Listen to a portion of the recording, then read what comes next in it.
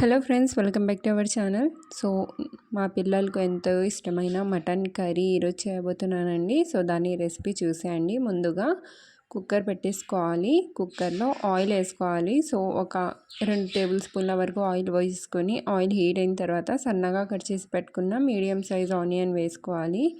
ఇందులోనే ఒక half tea spoon పసుపు కూడా వేసుకొని కొద్దిగా కలర్ చేంజ్ అయ్యేంత వరకు ఫ్రై చేసుకోవాలి. ఆ తర్వాత ఇందులోనే 1 టీ స్పూన్ వరకు అల్లం వెల్లుల్లి పేస్ట్, అలాగే మెంతం కూర కూడా వాష్ చేసుకొని వేసుకొని కొద్దిగా పచ్చి వాసన పోయేంత వరకు ఫ్రై చేసుకోవాలి. ఆ తర్వాత కట్ చేసి పెట్టుకున్న 2 మీడియం సైజ్ టమాటాలను వేసుకొని అవి సాఫ్ట్గా మగ్గేంత వరకు కుక్ చేసుకోవాలి. ఇప్పుడు ఇందులోనే వాష్ చేసి పెట్టుకున్న మటన్ కూడా యాడ్ చేసుకోవాలి.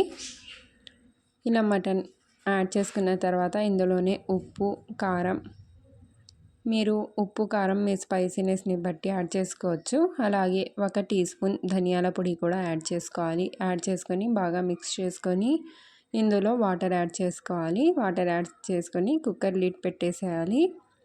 సో ఒక 3-4 విజిల్స్ తర్వాత ఇక్కడ చూడండి, ఒక 3-4 విజిల్స్ తర్వాత చూపిస్తున్నాను. ఒకసారి బాగా మిక్స్ చేసుకొని ఇప్పుడు ఇందులో వంకాయలను యాడ్ చేసుకోవాలి. సో వంకాయలు ఇలా వీడియోలో చూపించిన విధంగా కట్ చేసుకోవాలి.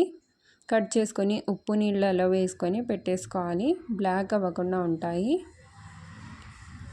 సో ఇక్కడ నేను 1/2 కిలో వంకాయలు తీసుకున్నానండి. ఇవన్నీ యాడ్ చేసుకొని బాగా మిక్స్ చేసుకోవాలి. ఉప్పు చెక్ చేసుకోండి, తక్కువగా అనిపిస్తే కొద్దిగా ఈ స్టేజ్లోనే యాడ్ చేసుకోండి. ఇప్పుడు ఇందులోనే ఎండు కొబ్బరి పొడి, సో ఒక 3 టీ స్పూన్ల వరకు ఎండు కొబ్బరి పొడి కూడా యాడ్ చేసుకొని మళ్ళీ ఒకసారి బాగా మిక్స్ చేసుకోవాలి.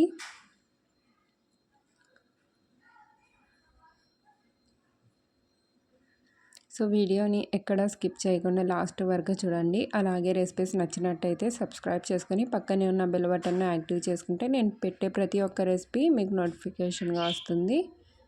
ఇప్పుడు ఇందులో ఒక హాఫ్ కప్పు వరకు వాటర్ యాడ్ చేసుకోవాలి. మీకు కర్రీ ఎక్కువగా కావాలనుకుంటే వాటర్ ఎక్కువ కూడా యాడ్ చేసుకోవచ్చు. ఇప్పుడు ఒక 2 విజిల్స్ తర్వాత చూపిస్తున్నాను.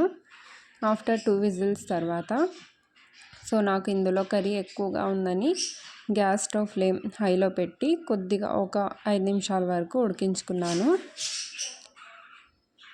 సో చూసారా, ఎంతో ఈజీగా క్విక్గా మన మటన్ కర్రీ అయితే రెడీ అయిపోయింది.